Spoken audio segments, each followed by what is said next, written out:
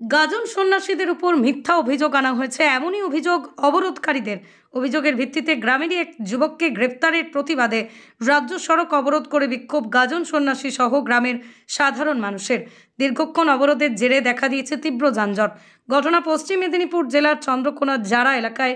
সকাল থেকে ক্ষীরপাই থেকে আরামবাগগামী রাজ্য সড়কে জারা এলাকায় অবরোধ করে বিক্ষোভে সামিল শতাধিক মানুষজন।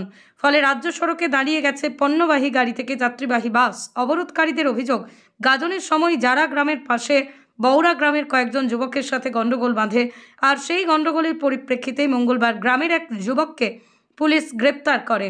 পুলিশের বিরুদ্ধে একাধিক অভিযোগ তুলে অবিলম্বে অভিযুক্ত ব্যক্তির মুক্তির দাবিতে সকাল থেকেই রাজ্য সড়ক অবরোধ করে বিক্ষোভে সামিল হয়েছেন গ্রামের শতাধিক মানুষজন। খবর পেয়ে ঘটনাস্থলে পৌঁছেছে চন্দ্রকোনা থানার পুলিশ।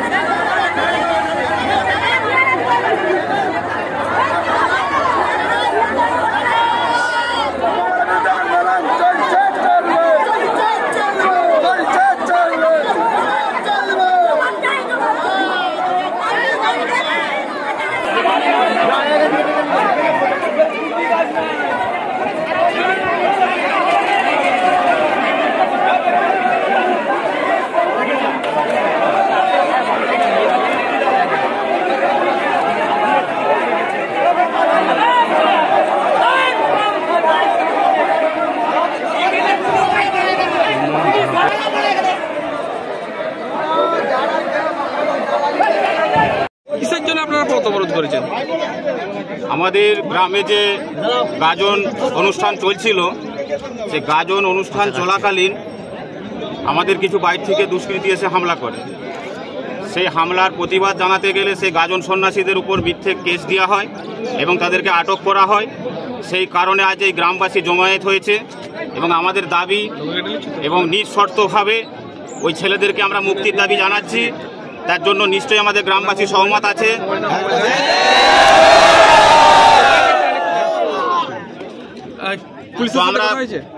পুলিশের সাথে কথা হয়েছে, পুলিশের সাথে আমাদের কথা হয়েছে, যেটার মধ্যে আমাদের ধারণা মানে কি বলবো, এর মধ্যে পুলিশি সাজিশও কিছু আছে আমাদের। কতক্ষণ অবরোধ চলবে? অবরোধ আমাদের যতক্ষণ না এই মানে আমাদের দাবি মেনে নেওয়া হচ্ছে ততক্ষণ আমাদের অবরোধ চলতে থাকবে। দেওয়া আছে, ওই কেস তুলে নিতে হবে আর ওই ছেলেটিকে ছাড়তে হবে। যতক্ষণ না ছাড়বে ততক্ষণ আমাদের অবরোধ। সূত্রপাতটা কোথায়? সূত্রপাতটা একটা গাজনের অনুষ্ঠান নিয়ে, হ্যাঁ, সেটা বাইরে থেকে কিছু ছেলে এসে গন্ডগোল করার চেষ্টা করেছে, সেই নিয়ে গন্ডগোল হয়েছে। সেই গন্ডগোল হওয়ার পরে মানে সেইটাকে নিয়ে বাড়াবাড়ি হয়ে আমাদের একটা ছেলেকে অ্যারেস্ট করে রেখেছে।